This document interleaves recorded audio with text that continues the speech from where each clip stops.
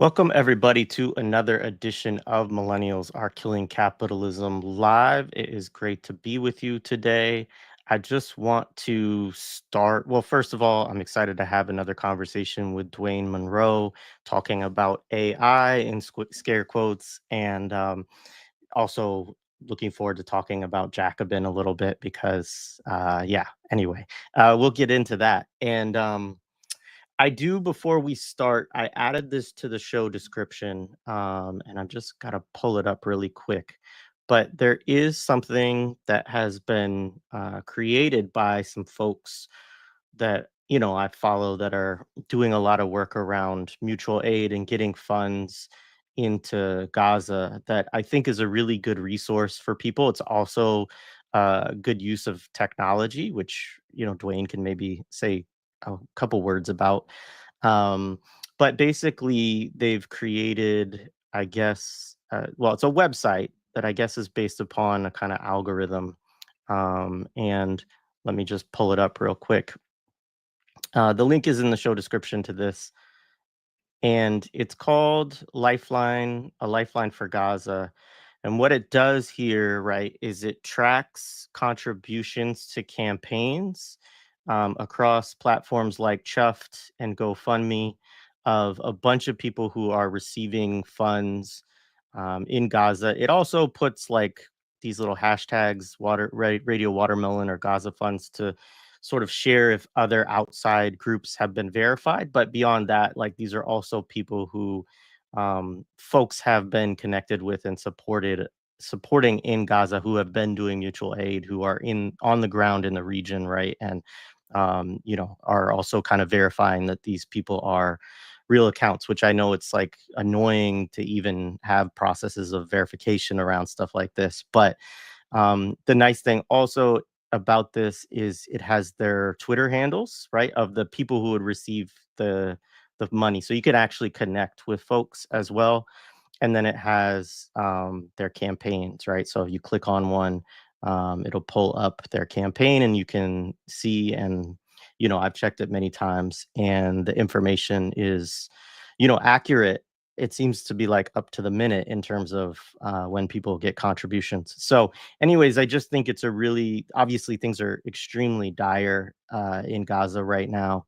And, this conversation is not directly about that today, but I wanted to highlight it because also we are talking about technology and the left, and this is a good use of that as well. And again, that link is in the show description. All right.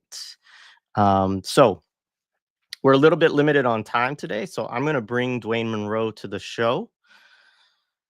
Dwayne, it's good to be with you again, my friend. Yeah, same here. So let's kind of just jump right into it. I mean, we've done the introduction piece. People can go back to the last episode we did if they want to learn a little bit more about who you are. And we have the description, in the show description, we have a little of your bio as well. And that first conversation is important for people to kind of get more background on, what artificial intelligence is and how you understand it, what you think the threats of it are, and so on. And so people should definitely listen to that. For context, you also were recently on Saturdays with Renee. Shout out to Renee and Jared over there at Black Liberation Media. So people should listen to that conversation. Both of those are linked in the show description. But today we're talking about a piece that recently, came out on Jacobin. And, you felt mobilized to both reach out to me and say, hey, I want to come on and talk about this, and write a little bit of a rebuttal to it. So let's just start with kind of the why of that. Like, what is it that, made you feel, all of the things that are going on in the world, I need to jump back into my beat and, Yeah. and cover this piece, because there's some things going on here that obviously drew your ire and, That's right. you felt like needed to be addressed. So go ahead. Yeah. And before getting into that, shout out to the project that you just mentioned, because in addition to critique, one of the things we critically need to do is come up with visions of the use of computational technology and software for our purposes, right? And so, although I'm not affiliated with this project, just from experience, I know that no doubt what they've done is built a database and software methodology that allows them to look at like what accounts have been neglected, who has not been getting aid, and then making those prominent, and then also providing an interface for people to provide aid. And as I said, these are the kinds of things that we need to be doing, not just complaining about Microsoft and their fellow travelers. But about this piece published in Jacobin, authored by Holly Buck and Matt Huber, about AI job loss. What annoyed me about this piece, aside from just the terrible way that Jacobin articles are presented in general, just from a stylistic perspective, it just annoys me. It's the fact that they, in the course of the article, they did something that we see often in Jacobin and also in left critique, so-called left critique, which is in this article, they present industry talking points as if these are the actual facts of the matter. And then they do something that's even more insidious, I think, which is they present some of the best critiques, such as Aaron Bonanno's critique of automation and propaganda around automation, which is done by a careful analysis of the real world impacts, like looking at factories, looking at jobs, looking at corporations, what is actually happening. They quote this and then quickly move past it to say, well, that's nice, but we still insist that, the way that we're presenting this problem, and there is a problem with so-called AI and labor, there is a problem, but the way that this article, Buck and Huber, as I call them in my essay, the way that they're presenting it is false. It would be like looking at a burned house and seeing a cat walk by and concluding, well, the cat must be responsible for the fire. Like, yeah, there was a problem, the fire, but the culprit that you're pointing at is wrong. And not only that, you're supporting a false narrative. And this is not merely offensive, but I think it's dangerous because there are people who look to Jacobin and similar publications as a source for socialist analyses. If you don't read Monthly Review, and let's face it, for many people, it's a hard read, yeah, and you have to understand the language, and you have to understand a lot of history, and they're not necessarily holding you by the hand when you engage with New Left Review or Monthly Review. I mean, these are, whatever their faults may be, these are hardcore Marxist publications, I would argue. And we continue to learn things from them if we read them. Jacobin is presenting itself as the diet meal, like the happy meal of the world of socialist discourse, right? So like, oh no, here's a few light articles, although they tend to be quite wordy, like 3,000 words, and in this Buck and Huber article, 3,000 words, and they still didn't manage to really say anything sensible. But here's actual socialist argumentation. This is what that publication is saying to you. And then what they then give you is the statements of the corporate class with a few Marxist quotes sprinkled in for good measure, to appear to be supportive of their argument. Like, well, Marx said, and then go on to something that you could very easily read in a prospectus for Microsoft, for example, or a shareholder document for Microsoft. And I don't say that because you merely need to be contrarian, but because there's no understanding in the way that they present things, certainly not in this particular article. There's no understanding of the fact that these corporations are trying to get profit, they're trying to derive profit, and they're trying to achieve growth. And so their incentive is not telling you the truth. Their incentive is to convince customers to sign on the dotted line so they can generate the revenue growth that they are desperate to get because the tech industry is flat. And mind you, I'm not saying it's not profitable. Obviously, it's profitable. I'm saying that capitalism demands growth. And so the tech industry has plateaued in terms of growth. How many more people are going to buy iPhones, for example, right? Microsoft has conquered the corporate market. There's no place left to go. And so they have to say, well, no, there's this other thing that you must buy. And in this case, it's AI. There's no awareness or acknowledgement of this in this particular article and in no articles that one might read in Jacobin. I think that's a great breakdown. I love the Happy Meal line. So you note in your piece that Buck and Huber write, quote, "It would be a mistake to deny AI progress just because capitalists always hype their products," end quote. And they of course don't, they're not naming you and all of this, Right. but this is kind of a dismissal of a critique that you have made along with others, which is that so-called AI is essentially that even the term AI is branding, right? We shouldn't even accept this term Mm-hmm. on its face. Mm-hmm. It's a marketing term, right? And Yes. um, but just to you know try to channel my devil's advocate on this, um automobiles were hyped, right? Refrigerators were hyped, Mm-hmm. personal computers were hyped, and they all represented technologies that changed the world in quite dramatic ways, Yes. some for the better, some for the worse probably. Yeah. But so their argument right here has a seed of a kind of point, which is that sometimes technological innovations can be quite groundbreaking in how they change the Mm-hmm. world around us, whether that's to our benefit or not. Mm-hmm. Let's go back in time. What did the auto industry say about cars? Um, Even going back to say 1920s, when Ford began to introduce the Model T at scale. Henry Ford said, "Well, this will give you freedom. Right? This will give you freedom. You'll be able to do what you need to do without having to depend upon public transportation." And as we know, Ford and other members of the auto cartel worked hard to destroy, to the greatest extent they could, public transportation in the United States. Roads were required and so forth.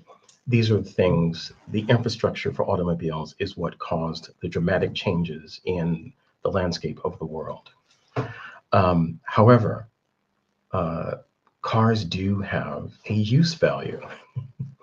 You, whether even though they were lying about the freedom, and there probably was a moment in time when there were fewer, car drivers in the early 20th century in which, if there was a road or even a back road, because there's silent films of Model Ts, and that was one of the selling points for the Model T was his independent suspension, so that you could even drive these vehicles on some pretty rough roads, which is why American farmers and farmers around the world really took to them, even though to our eyes they look very rickety.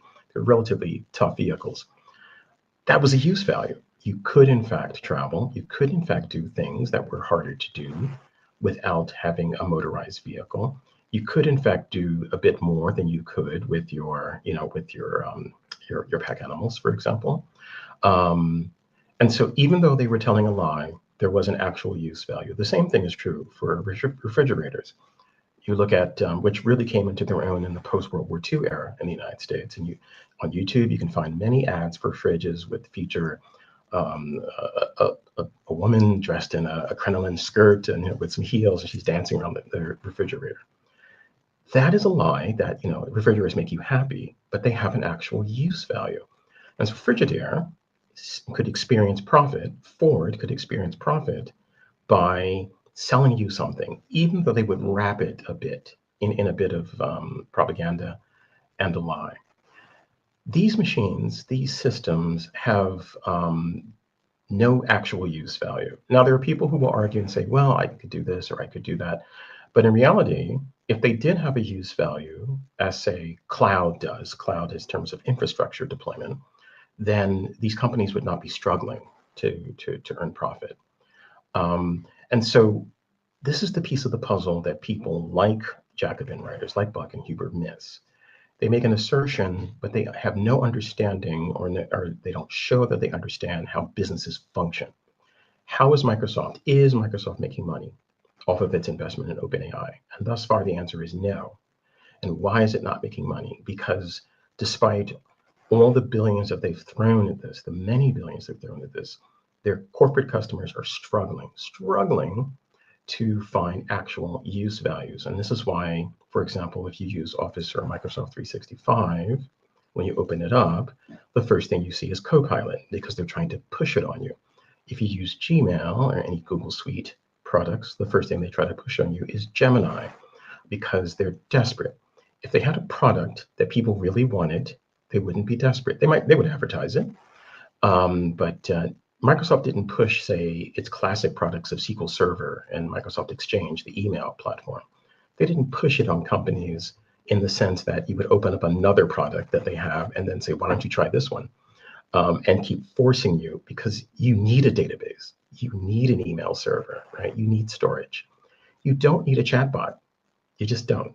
And I think more and more corporations are discovering this. And so that's the missing piece is that, and the reason why making comparisons to those earlier technologies that did indeed change things is faulty because the change was based upon the political economy of capitalism, but also the fact that there was indeed a use value. Cloud became popular, starting with Amazon's AWS, because and I was there as an engineer working on these problems. It solved a problem, which was scalability, right? And so we wouldn't have adopted it if there was no problem solved. Well, chatbots don't solve any problems. So that's the primary difference between what those guys are saying and the reality of how these things are functioning in the real world. All right. Appreciated. I'm sure we'll come back to this a little bit because there are some other examples we can talk about as we go through this. So one of the obviously their main concerns, right, is this idea of AI replacing human jobs, right, replacing labor, which has obviously been a concern. I mean, this is a concern going back to Marx, right? I mean, like the idea that automation of tasks, right, replaces people, takes them out of the proletariat into some kind of precarious or sub-proletariat or lumpen, right? These are issues, and they allude to some of that too. They allude Yes. to even like the idea that people within the professional managerial class are going to be reproletarianized potentially through AI replacing the kind of higher order, knowledge Yeah. jobs that they And, say and, that and people let's and do. let's spend a moment, if we have time, on Sure. how they describe that, because they they celebrate the immiseration of the professional class, claiming extraordinarily that this would lead to solidarity with workers who are not considered part of the professional classes, which is so it's psychologically tone deaf. It's tone deaf in terms of class relations, but anyway, I continue because I mean, yeah, they stumble quite a bit, well, throughout the whole thing, but in this section, it's really pronounced. Yeah, I mean, it's an interesting thing. Like I've talked before to like Joshua Mufwad Paul about this idea of reproletarianization, which is something that has been going on to a certain degree, right? Like the Hmm. so-called middle class has Hmm. been getting more and more precarious for Hmm. quite some time, right? Yes. But the big problem is the kind of in the belief that they have, which is a kind of economistic Yes. belief, it's a form of economism, right? Is that just because people might approach a class from an economic basis, that Yes. this will lead to a specific political consciousness, right? Isn't So the that this entire will, history, doesn't the entire history of Britain tell us this? I mean, what happened when landed gentry lost their money, but they still had property, for example? Well, did they become less arrogant? No, they didn't. And also, one of the things that really frustrates me about, and I'll just say it, white leftists, is that they never understand white supremacy, ever. It's like you just don't, or rarely. I don't want to be like blanket, but because clearly there are white leftists who do understand, but but certainly not the Jacobin category, the cohort, because the immiseration of people who were formerly, comfortable, even if they still, look over their shoulders, every worker does. But if you're an accountant, you're comfortable, you have a nice house in Phoenix, and then all of a sudden or over time, as they happen in places like Argentina or other places, you are immiserated. No doubt there are some people who feel, oh, okay, my comrades are now people who I used to spit on, or at least consider less than.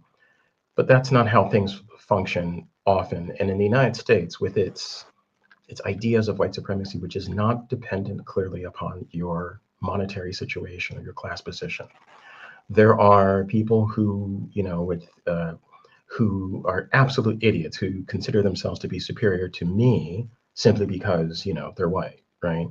So if they happen to be, a doctor on Tuesday, but there's a complete upheaval, or devil's advocate, software can do their job and they become poor, they're not going to say, oh, now I understand that the what I was trained into believing is not true. Now they're angry. They're angry, and they're ready to kill, or they're still your enemy.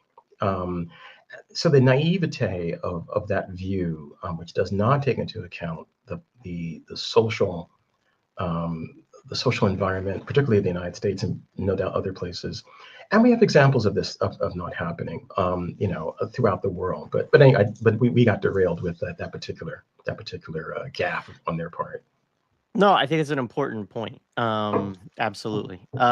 So obviously, though, part of what I wanted to say about this is that this is the way. This is a Peter Thiel, Mm, imagination yes, of the future, right? Obviously, yes, capitalists have plans yes, where they would love to see something like artificial intelligence, yes, um, you know, reducing the number of people who have to actually, who are working and who have jobs, right? They would love to yes, contribute to our immiseration, to have to deal with real human beings and yes. our complaints and our unionizing or That's right. whatever That's right. less, right? And so, in the environments too where people are seeing this rolled out because their employer has bought these products, right? Hmm. They are, you know, this is a concern, right, for people. Yes, And so, and a legitimate um, one. yeah. So, what is your assessment of this, and how does it differ from what Buck and Huber present, in So this that piece? the graphic that I shared with you, bring that up because I think that this will help people visualize um, what the difference is between a real danger and a false danger. So I cooked this up about 30 minutes ago, so it's not as pretty as it might have been. But what you'll see here on the graphic are a few elements of, on the left-hand side, industry claims, and the arrow points towards a post on Twitter that was made just today by a guy who was approvingly quoting a statement from Microsoft listing 40 top jobs that allegedly will be replaced by AI. And then you'll see the other circle that says the actual impact, and that points to some examples of what's really happening in businesses, that as reported by David Gerard, who runs a website that I recommend called Pivot to AI. Then you see on the right-hand side, capital's anti-labor actions, which we just mentioned. That is to say that companies do not want to have employees. They just want profit. They really would prefer to somehow have profit with no people able to actually buy their products because capitalism is insane. And then, of course, the actually existing labor market. What I'm saying here is that there is a valence between the industry claims you see on the left as a factor, right? And that's why I call this a dialectical thing that we have to keep in our head. The industry claims on the left, which do impact the decision making of business people, right? And this is what David Gerard talks about on his website. Like all the companies that fire people or minimize people's labor or try to replace them with, say, such as what's called agentic AI, such as what's available through Salesforce or what Salesforce claims it can do. And then the actual impact on the labor market, which winds up being people still having to do the job. But now the owners and the managers have an alibi for why your job is less than. And these factors are moving together all the time. And what happens with people like Buck and Huber and others is that they only focus on the left-hand side of this thing. They take the industry claims and then they ignore the actual impact. That is to say, if a company says, hey, we can replace, let's say a customer service, this is common, of course, today, a customer service company replaces all of their people or many of their people with chatbots. The actual labor is not getting done anymore. However, the company can claim we have replaced workers with AI, right? That this is what companies say. What they mean is that they have degraded the level of service that people get to fit within the narrow confines of software. And because they don't care, companies don't care if you get good customer service. Insurance companies certainly don't care, right? All they care about is that they fulfilled a particular tick box and that they can do that using software. So this is the thing that people are missing, is that yes, there is an impact on labor, but the impact on labor, unlike what Buck and Huber are telling us in this Jacobin article, is not because machines are becoming smart, but because companies are replacing workers to whatever extent they can, or minimizing workers' power by claiming that the machines are smart. So yes, labor impact, but not because of machine intelligence, because that is the industry line. So this Jacobin article, if it was a true socialist article or an article informed by socialist ideas, it would have dived into how, at the material level, this technology is being used to marginalize labor power.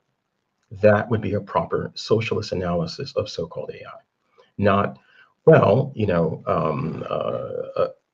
Silicon Valley says this is happening, and that must be happening. So let's build a left response to that. Appreciate it. All right, I'm gonna pull up an example here. I want to pivot to the kind of the AFT thing actually. So because I think this is really interesting, and this is one of the spaces where I'm seeing, like, I have friends who are professors who are getting memos of like, welcome back to campus. Hey, everybody, we're going to be doing AI this year. And like in the memos say things like, it's not here to replace your job. Don't be afraid. Like, at the same time. Yes, So always. the American Federation of Teachers announced that it's launching a, quote, National Academy for AI Instruction. So I'm going to actually pull up the Blue Sky message just so people can see, and if they want to go read the thread or whatever. So it's for instruction with UFT, Microsoft, OpenAI, Anthropic, to offer free high-quality AI training to educators. Some of you have expressed legitimate reservations about AI and tech companies. I want to speak you to directly. And so then she goes into like, it's already in our school, impacting lesson plans and all of these things, and yada yada yada, right? And I did see some folks, shout out to like Andrew Douglas, who I follow, who was like, this needs to be resisted at all costs, but and that's what unions should be doing, is organizing to make sure that it doesn't come into their workplaces. So what do you think, how should workers, especially workers who are already organized, so you're in a union, so it does have a space that it can push back on it, but then also people who are not, right, who are in industries where that, but what do you think is the model for how to approach when companies and then even unions are, bringing these products in and kind of pushing them like this? I lost your audio. You're muted. Yeah, I'm muted, there that's you why. go. Let's start with, I don't know if I share, if that creates any kind of headaches, if I present. Uh-oh. Can you send in the private chat? Yes, where is that actually? Let's see. It I'm should looking at be on the right side of your on the right screen, side. maybe. Upload recording. Oh, private chat. There we go. Yeah. So take a look at this, right? Yep. And why is this happening? Why is AFT, why are other organizations in education doing this? It is because of the relentless marketing campaign of the tech industry led by Microsoft. Microsoft has long had it's crosshairs on education. They see it as a reliable revenue stream.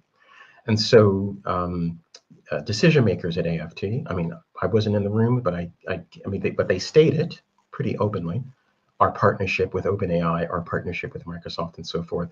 This is why this is happening, because Microsoft, in particular, but other companies, but Microsoft is very, how would I put this, practiced and polished at making these presentations to organizations. This is why I say following Microsoft is important, because if you understand Microsoft well, you understand how technology is deployed in actually existing corporations. To get to your question, I think the Screen Actors Guild approach to this question, even though I think it was blunted in many ways, and the industry has found, as always, your enemy is always looking for, for wiggle room. You always have to be ready for it, and it's tiring because you want to get back to living your life, but your enemy never rests. But I think that SAG's approach was uh, really great because it was based upon a few things. Number one, educating the membership about what the technology is. Like you would see Fran Drescher, for example, talking about what this thing actually is. There's a few comedians and actors. They're not famous, but they're working performers, who are on YouTube. And I could tell from the way they were talking about it that the union had put resources and time into educating the members about what the technology actually is. So rather than them, being starry-eyed or being overwhelmed by marketing campaigns, they said, well, we know what the source of the data is, we know how it's processed, and then also being upfront and honest about what the corporation's goals are. And in the case of AFT, what the organization's goals are. The resistance has to come from not being naive, by, as I said, educating about how this thing really functions, doing workshops with the memberships about how this is going to be used, and then pushing back based upon real data, real examples. Because in this case, I think it was Chomsky who once said that with regards to his statements about the Vietnam War, that whenever he would use the phrase "the invasion of Indochina," that he would have to spend a half hour explaining what he meant. But if someone said, oh, we're defending, Vietnam against communism, that's all they had to say, because the cultural assumption was that the United States was the beacon of liberty. In this case, when people say AI, this powerful marketing term, people immediately assume all the science fiction ideas are conjured in their heads. Oh, we've lost. There's thinking machines. There's HAL 9000 or whatever your favorite science fiction system is. So that's why I say education is important, and that an action plan based upon an open acknowledgement within the membership of what the organization plans to do, and then planning your counter moves based on that. Appreciated. So there's also, they mention in the piece again, and like you say, they do this thing quite slyly of like, real work that people have put into analyses, study, debunking concerns about it, and they'll like brush them, and say, oh, this is out there, but so Right. there's so one of the things that I hear too, and I think you mentioned it the last time we talked too, is this notion that there's a likelihood that this is a bubble that's about to that could burst quite soon, and Yes. So and this is again something that they kind of dismiss in the Jacobin Yes. piece. What are your thoughts on this, and what analysis have you seen around this that is interesting?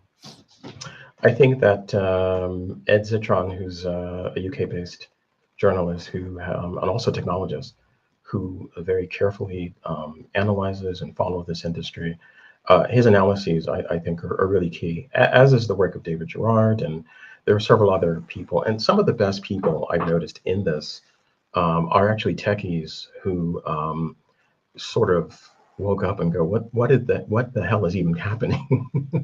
Because many of us entered the industry to do certain things, right? We like to work with technology, we like to solve problems. A surprisingly high number of people really want to create things that actually help people in some way. And you can see what computer technology can do, what software can do. It can be helpful, right? You can aid us, but it's not. And so some people have started, even if they don't have, say, our politics per se, but they have a critique, and it's a powerful critique, which is that this is a bubble for a couple of reasons, as Zitron will, for example, tells us, and there's a reference to Ed in my piece. Number one, there's no profit. Despite all of their capital outlays, there's no profit. And without profit, how can they sustain it? How can they sustain the level of spend for data centers and all the rest of it? Number two, the physical infrastructure requires a great deal of effort to maintain. In our first conversation, I emphasized many times data centers. I said that my objection to Varoufakis's techno-feudalism thesis is that not once does he mention data centers in any, to my knowledge, at all. He just assumes that there's just a mist of technology that the cloudalists, or whatever you want to call, whatever he calls them, can just utilize to, make us serfs, which is absurd. It's just capitalism, buddy. But anyway, the lack of profit, the fact that the capital expenditures are astronomical, the maintenance of it is incredible. NVIDIA is making a great deal of money right now because of the build-outs of data centers for so-called AI. But at some point, shareholders, and this is where Marxists really need to understand how businesses function. Theory is great, but how do corporations really function? Shareholders at some point will say, okay, we've spent tens, maybe hundreds of billions. I still am not seeing a return on my investment. Maybe I need to stop funding you. And once the funding stops, which is going to happen at some point, then the bottom will fall out. Because without this massive capital outlay, the infrastructure will not be maintained, and without that infrastructure, then there will be no at scale so-called AI. Appreciated. I know you have to get out of here in a few minutes, so I'm going to give you one more question, and then I'm also going to plug again for folks, if they have not, to listen to the first conversation we had, because it also informs a lot of what we're talking about today, because in order to also have this critical analysis around AI, we have to get to what exactly it is and isn't, which we haven't talked about as much today, and we do talk about at length in that discussion. So but one of the things too that has come up is, and it is something in some ways that Buck and Huber are trying to grapple with, right? But also, different organizations, grassroots organizations, maybe community organizations, maybe, which is like, how do we develop an orientation to some of this technology that might actually be, one thing was phrased as ethical, and you proposed the idea people-centered approach to AI. And so I know we talked a little bit about it last time too, but what do you to folks who are like, hey, AI seems to be this tool that we could figure out how to use, and I know you take umbrage with even the use of tool in that case, but what is a better approach to this in your view? I think that we should start with a bit of savvy. And by that, I mean understanding that no good thing will come from the tech corporations. So abandon the idea that, well, we'll just use OpenAI's APIs, application programming interfaces, but we'll use it for good. It's nonsense. It may sound dramatic to some, what I'm about to say, but that would be like saying, let's put Lockheed's tools to good use, right? There is no good use. So that's the first thing I would say. Abandon any dependency and any reliance and any hope in the corporate AI infrastructure. The second thing is to ask yourself a question. What use do we have, we being whatever organization you're in, for statistical analysis? Because that's what we're talking about. Do you have a need for chatbots? Why?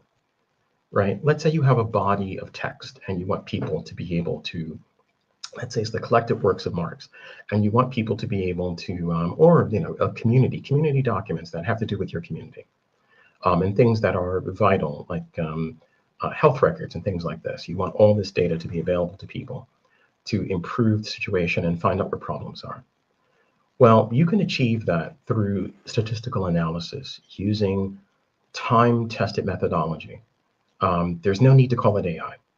It's stat analysis, right? Sifting through linear regression, as for the statisticians out there. Just analyzing your data sets. The second thing is that if you do want to create something that's a bit interactive, you want to be a bit clever, and you say, well, maybe we can find a use for chatbots. Well, then what you'd have to do is build it locally, right? Because there are freestanding open source versions of this technology.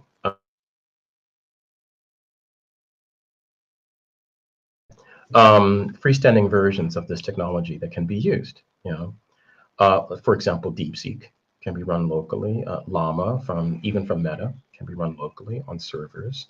And then you can build, you can experiment, you can learn, you can test a use case that is liberated from what the tech industry is imposing on you. So there are ways, but this will require an interaction between techies who understand the mission and people in various movements and organizations who are willing to work with them and listen. And right now there's a disconnect. This is what I'm noting. There's a big disconnect. Right on. Well, thank you, Dwayne. I know that you do have to run. This Yes, has I been got great. I know that we will continue this Yes. conversation. And people, if you want to read, I think both the original article, yeah, I'm sure, both the original article from Jacobin and then Dwayne's rebuttal are linked in the show description. So you can go, read through both. And, I know that we'll be continuing this Oh, conversation yes. because even though it is marketing, obviously it's not going away anytime too soon, Indeed. and Yeah, and indeed. so it will be something we'll continue to have to talk about. I'm gonna go ahead and drop you off the stream, say a few Okay. words to folks, and get out of here. But this has been great. Appreciate you, man. All right. Bye. All right, bye. All right, folks, that is it for today. The last thing I want to do, if you missed it at the beginning of the stream, they're a good use of some tech. Some folks created a database that's updated with an algorithm. It's called Lifeline for Gaza. The link is in the show description. It allows you to see campaigns in Gaza that are just not getting funded, right? And it also includes the Twitter handles for the people who are connected to these campaigns in almost all cases, so that you can actually even connect with them personally if you want to. And, I mean, like, it's a situation where people need, like, unfortunately, usually hundreds of dollars a day to survive right now in Gaza. And, you can see, for example, this family here who's gotten $22 or something like that in the last week. Or maybe that's one donation for $21 in the last 5 days. Yeah. And so, obviously, it's a great resource. It's vetted by folks who have been doing mutual aid work, folks, including folks who are on the ground, either in, Gaza, Palestine, or in the region, and, have connected, like, know these families and so on. And it also has, little notifications if the funds are also verified by groups like Gaza Funds or Radio Watermelon. If people are, care about that, although sometimes those vetting processes also don't allow a lot of people to get their campaigns highlighted. So I just wanted to share it. I think it's a great use of these kind of resources. And the link to that is in the show description as well. On Tuesday, I may put up an audio podcast before this, but on Tuesday, we have the Imperial 80s again. We'll be doing Lethal Weapon with Dr. Jared Ball from I Mix What I Like and Black Liberation Media. So make sure to come back for that. That will be a lot of fun. And if you missed this last Tuesday's one with Hiram Rivera, I know probably a lot of people didn't watch the movie Nighthawks, but I would say Hiram's so entertaining in that conversation, and we have a lot of fun that I don't necessarily think you have to have watched the movie to enjoy that one. So, anyways, uh, have a great weekend, folks. I hope, and try to stay cool. I know that there's a heat wave going around if you're in the United States, and of course, solidarity to all the folks in Gaza. Obviously, the terrible news that the United States and the Zionist entity are backing away from the negotiating table, which means they've just chosen to support mass starvation, continue to support it as a weapon of war in Gaza. And so, we have to do what we can to show up for folks in whatever ways we can. All right. Have a good weekend, folks.